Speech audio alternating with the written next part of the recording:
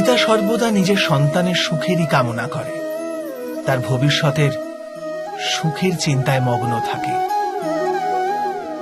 আর সেই কারণবশতই সদাই নিজের সন্তানের ভবিষ্যতের লক্ষ্য নিজেই নিশ্চিত করার চেষ্টা করতে থাকে।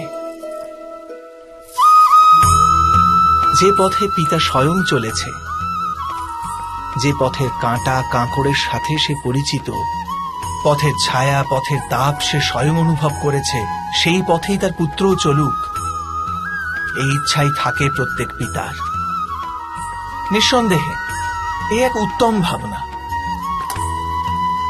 কিন্তু তিনটি প্রশ্নের উত্তর বিচার করতে আমরা ভুলেই যাই। কি সেই প্রশ্ন?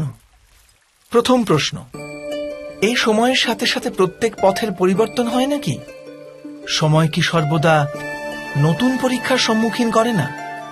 তাহলে বিগত সময়ের অভিজ্ঞতা নতুন প্রজন্মকে কি লাভ দিতে পারে? দ্বিতীয় প্রশ্ন, প্রত্যেক সন্তানই কি তার মাতা পিতার প্রতিচ্ছবি হয়? হ্যাঁ, সন্তানকে তার শিক্ষা তো অবশ্যই তার মাতা পিতা প্রদান করেন, কিন্তু অন্তরের ক্ষমতা? অন্তরের ক্ষমতা ঈশ্বরের দান।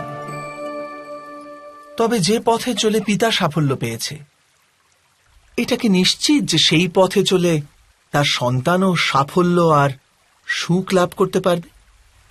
তৃতীয় প্রশ্ন, জীবনে সংঘর্ষ আর পরীক্ষায় কি লাভ প্রদান করে না? প্রত্যেক নতুন প্রশ্ন কি এক নতুন উত্তরের দ্বার খুলে দেয় না?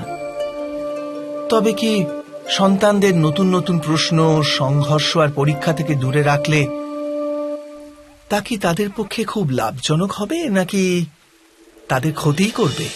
অর্থাৎ যেমনভাবে সন্তানের ভবিষ্যৎ নির্মাণ করার বদলে তার চরিত্রের নির্মাণ করাই শ্রেয়, তেমনি সন্তানের ভবিষ্যতের পথ নির্ধারণ করার বদলে তাদের নতুন নতুন সংঘর্ষের সাথে লড়াই করতে পারার মনোবল আর জ্ঞান প্রদান করা, এটাই কি লাভজনক নয়? স্বয়ং বিচার করে দেখুন।